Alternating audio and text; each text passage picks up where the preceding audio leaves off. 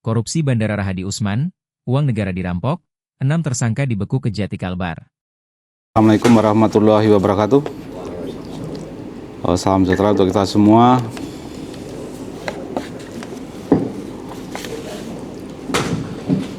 Terima kasih kepada teman-teman jurnalis, baik elektronik maupun yang lain. Pada hari ini dapat kami sampaikan, kami tim Pitsus Kejaksaan Tinggi Kalimantan Barat pada hari Selasa tanggal 17 Juni tahun 2025 kami melakukan tindakan terhadap kelanjutan penyidikan kami, yaitu dengan surat perintah penyidikan nomor 03 0-01 0-07 tahun 2024 yang mana pada hari ini terhadap perkembangan perkara penyidikan, yaitu pada tahun 2023 pada kantor unit penyelenggara Bandar Udara Rahadi Usman di Ketapang, Provinsi Kalbar, terdapat pekerjaan pengembangan bandara, di mana dengan nilai kontraknya berdasarkan adendum yaitu sebesar 24.766.264.000 rupiah, yang mana pekerjaan itu dilaksanakan pada tahun 2023 dan lamanya pekerjaan adalah 59 hari kalender. Bahwa pekerjaan pengembangan Bandara Rahadi Usman di Ketapang dalam pelaksanaan dikerjakan tidak sesuai dengan volume dan spesifikasi sebagaimana yang termuat dalam adendum pekerjaan. Maka dapat disimpulkan bahwa pekerjaan pengembangan Bandara Udara Rahadi Usman di Ketapang, Kalimantan Barat tahun anggaran 2023 terdapat ketidaksesuaian volume dan mutu antara yang tertera dalam kontrak dengan yang terpasang, dengan nilai selisih sebesar 8.293.700 rupiah dan 48 sen. Berdasarkan keterangan para saksi dan juga didukung dengan alat bukti, kami tim penyidik Kejaksaan Tinggi Kalimantan Barat menetapkan terhadap 6 orang yang tentunya dapat dimintakan pertanggungjawaban terhadap pidana. Keenam orang tersebut adalah pertama dengan inisial AH dengan jabatan sebagai KPA pada Bandara Udara Rahadi Usman di Ketapang. Kemudian yang kedua yaitu TSK dengan inisial ASD selaku PPK. Kemudian yang ketiga Saudara H selaku pelaksana atau direktur PT Clara Citra Loka. Kemudian yang keempat inisial BEP selaku pelaksana di lapangan atau sebagai subkon.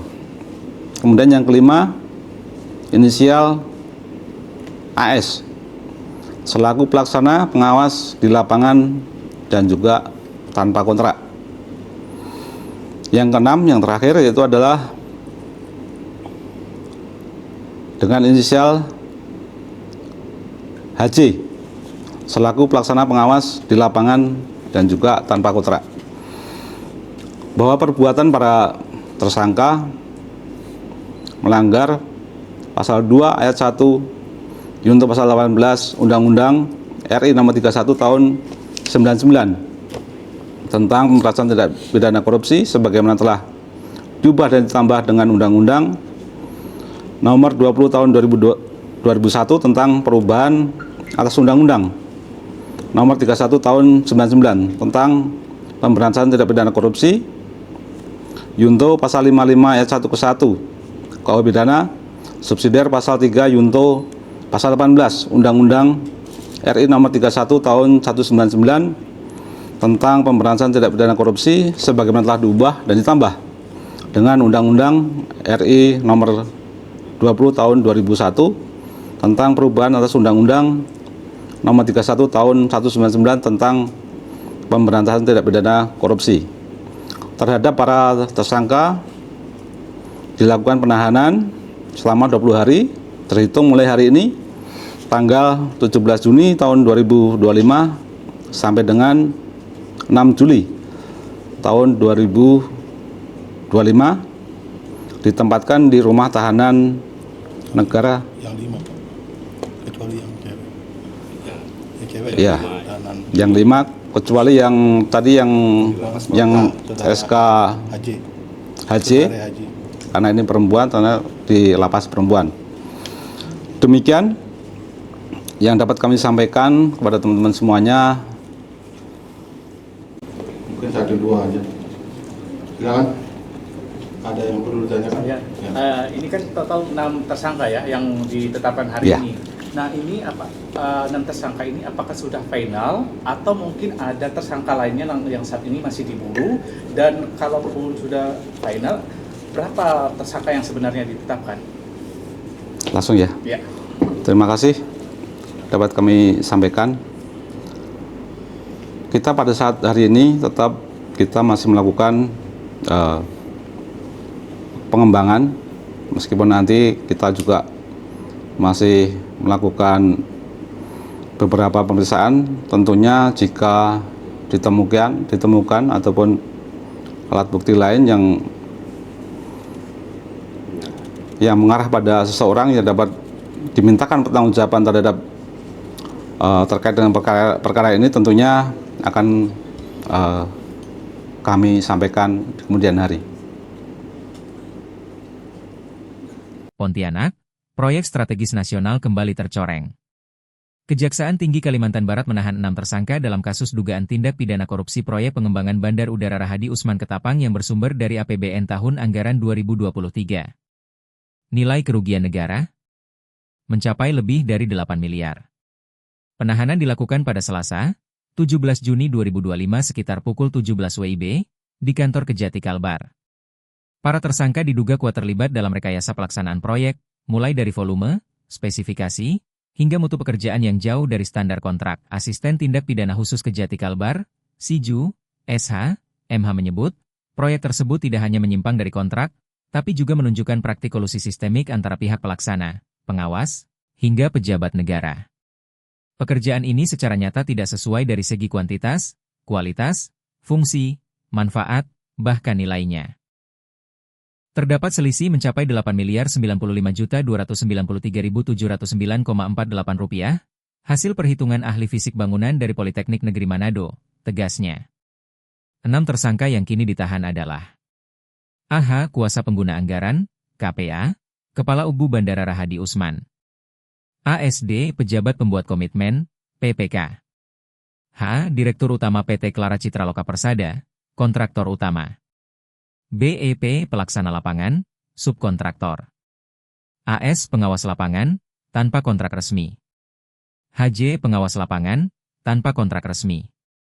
Mereka ditahan untuk 20 hari ke depan, 5 diantaranya dititipkan di Rutan Kelas 2 Pontianak, sementara 1 tersangka perempuan di Lapas Perempuan Pontianak. Yang mencengangkan, 2 pengawas lapangan disebut bekerja tanpa kontrak resmi, mencerminkan kelalaian fatal dan sistem pengawasan proyek yang amburadul.